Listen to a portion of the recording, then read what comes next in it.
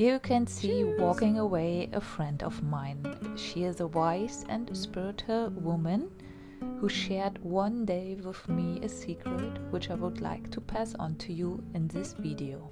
By the way, I know it's not summer anymore, but I filmed it weeks ago, and if I waited any longer, it would be even more out of place to show it to you. So back to my friend. You must know about my friend. She is maybe one of our oldest and wisest person in our colony.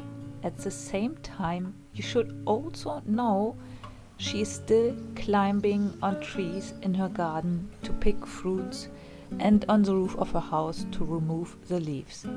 She can crouch down and get up with almost no problem. She has a great charisma and moves often like a young woman.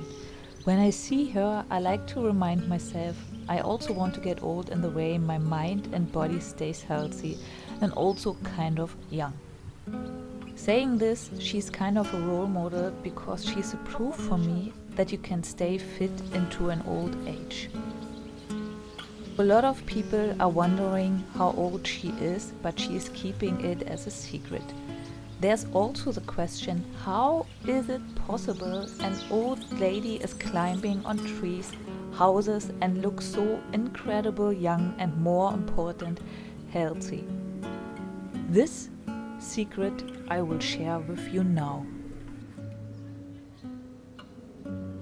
Once upon a time, there was a British army officer called Colonel Bradford, stationed in India, who heard a story from natives about a group of lamas who had apparently discovered a fountain of youth.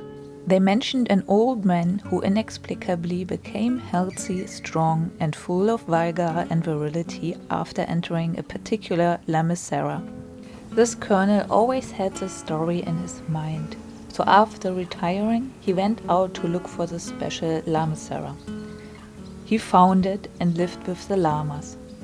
They taught him 5 exercises which they called rites.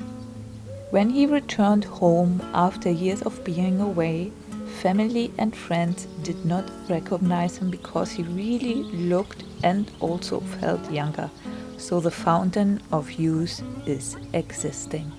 This fountain of youth, the 5 rites, are also the secret, or let's say maybe one of the secrets of my friend, why she is looking and feeling so young in her age. Of course, we can believe or not believe in this fountain of youth, but I think in any case it is worth to have a look at it. That's why let me explain to you what the 5 rites are about. The 5 rites are also called the 5 Tibetans and stand for a sequence of 5 body exercises in the flow of breath and movement which are intended to keep the body and mind healthy. The 5 rites are described in more detail in a book attributed to the American globetrotter Peter Calder. They are said to have been successfully practiced by monks in Tibet for centuries. The exercises have their origins in classic Hatha Yoga and last about 15 minutes if they are all performed 20 times each. It is suggested to do each exercise 3 times for the first week and then adding 2 repetitions each week. According to their followers, the exercises should lead to the harmonizing of chakra energies. The lamas describe 7 spinning psychic vortexes within the body. 2 of these are in the brain, 1 at the base of the throat, 1 on the right side of the body in the vicinity of the liver, 1 in the reproductive anatomy, and 1 in each knee. As we grow older, the spin rate of the vortexes diminishes, resulting in ill health. However, the spin rate of these vortexes can be restored by performing the 5 rites daily, resulting in improved health. So let's come back to the 5 rites in detail. In general, it is important to know you perform the rites always in the same order, 21 times each after the adjustment time, and it is highly recommended to do them on a daily basis. The first rite is spinning clockwise. If you get dizzy, slow down or do fewer repetitions. This rite is my favorite one, but only when I'm able to turn more than 10 times. After around 10 times, something is changing. In fact, prolonged spinning leads to an altered state of consciousness, often a kinetic trance. The perception of time and space changes significantly during this time. The senses are not switched off, but rather intensified. In this trance state, the boundaries between consciousness and unconscious information and impulses are permeable. Forgotten and repressed things can more easily gain consciousness, which in turn opens up new views and perspectives. Last but not least, the spinning experience trains mindfulness and thus a value-free, compassionate perception that has an effect on everyday life. People say the trance of the spinning supports the healing of body, mind and soul. Meanwhile, you saw me starting the second rite. Lie flat on your back, arms parallel to your body, thumbs slightly under your buttocks. Breathe in through your nose into your abdomen, bringing your chin to your breastbone and at the same time lifting your straight legs to the vertical.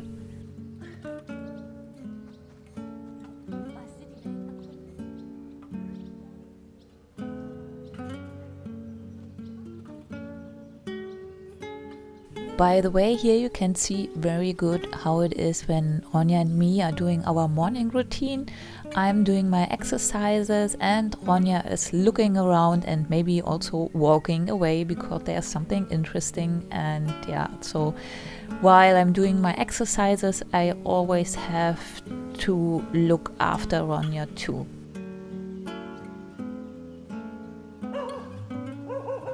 Ronja ist gut. Ronja, komm her. Komm her. Entschuldigung.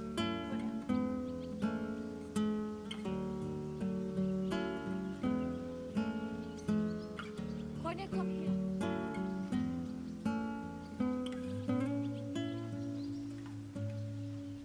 So here you can see good again. First I move my chin to my breast, I straighten my legs and lift them up. As you exhale, slowly lower your head and legs back down until you lie flat on your back.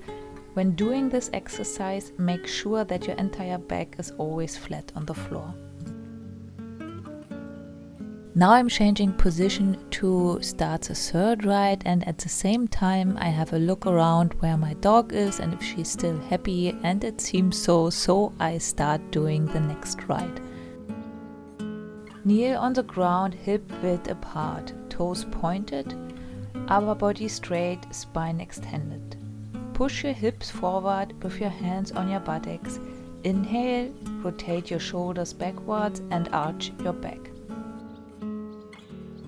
I don't know about you, but when I watch myself doing this, I really have to smile at myself because I'm not doing it in the way it should be. I'm doing them much too fast. I know for myself also the reason. I always want to be ready as fast as possible, but surprise! That's not the subject of those exercises. Usually you have to take your time, you have to do it right, and you have to go with your breath. It's not about getting ready as fast as possible. So just from watching this video, I learned I have to slow down. When doing those 5 rites or in general gym or yoga poses, I'm much too fast, and yeah, I need to work on this for sure.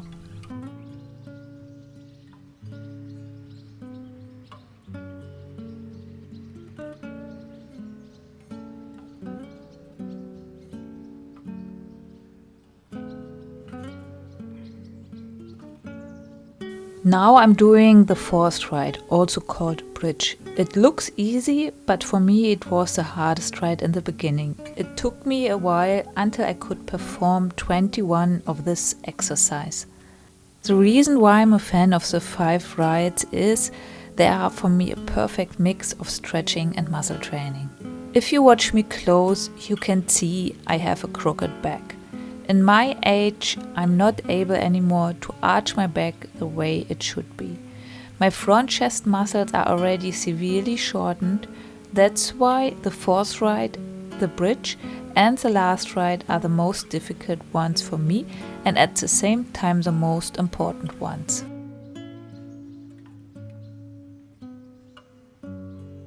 For the bridge, sit down on the ground with your body erect and your legs straight in front of you. Place your palms next to your hips with your fingers pointed forward. As you inhale, bend your knees and move your hips up. Hold the bridge pose briefly, exhaling back to the static position. As mentioned before, when you start doing the 5 rites, start with 3 times for each rite, and then with every week add 2 repetitions.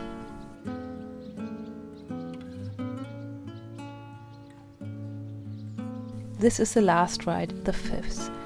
The best way to start is lie on your stomach first, hands hip width apart at chest height as if for a push-up. Feet hip width apart with toes curled in. Then stretch your arms, arch your back, head back. As you inhale, move your pelvis and buttocks up, chin toward your sternum. Exhale back into the hollow back position. Now you saw the 5 rites, which are at least one of the secrets why my friend looks and more important feels healthy and young in her age. As I said, she is still climbing on her house roof and her trees in her garden. I have to admit, I'm not doing the 5 rites on a daily basis, but I include them regularly in my daily morning gym routine.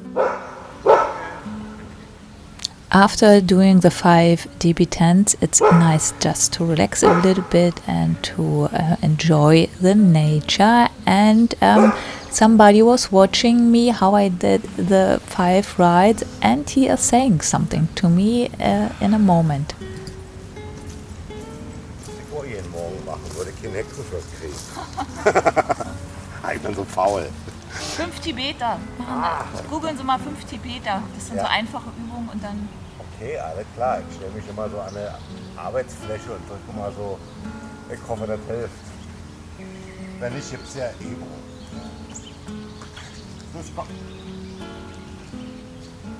I personally would not call the 5 rites of 5 Tibetans as a one fountain of youth. I think the secret of a healthy body and mind is you do something on a daily basis or at least very regular. There is a quote, "The present is the biggest building block of the future," by Michael Gerding. That's why I decided for myself I need to do some gym or stretching on a daily basis. 5 minutes per day at least, more is even better. But I recognized for myself by setting small goals, especially in the beginning, it's more likely I can turn something into a daily routine.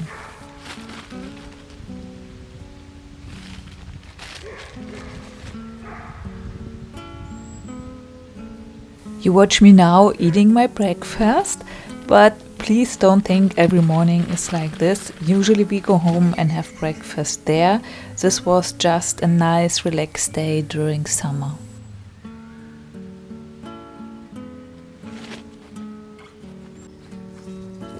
So during the first walk with my dog on a day, I always do Nordic walking, and at least 15 minutes I do the 5 Tibetans, other gym routines or some yoga.